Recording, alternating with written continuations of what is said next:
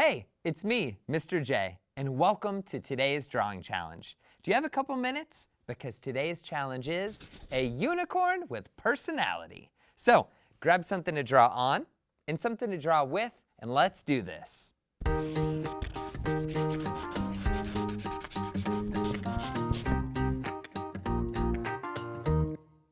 So a unicorn can be pretty complicated to draw, so let's break it down into some simple shapes.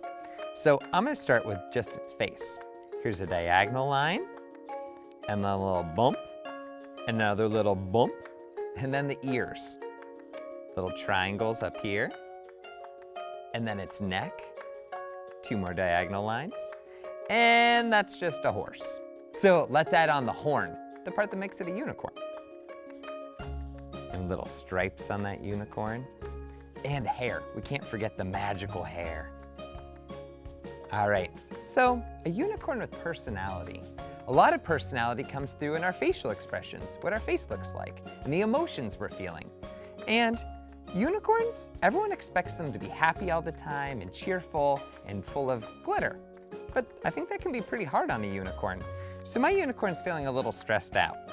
So here's his little eyeball and some little lines around it because he's worried, and a little squiggly mouth. Oh, and I can't forget its nostril. Yeah. Let's check in.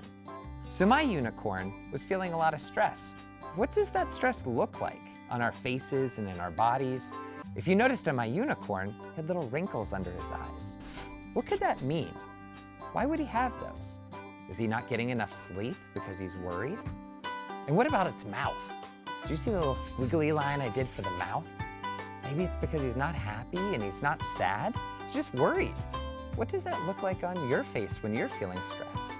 What does it feel like inside when you're feeling stressed?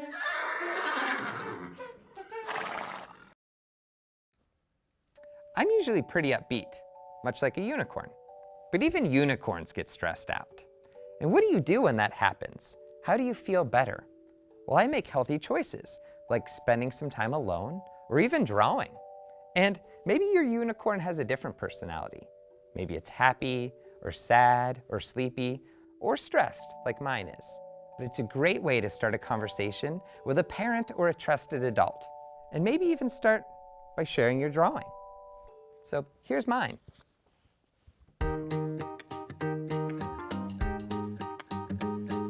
Thanks for joining me today as we drew a unicorn with personality.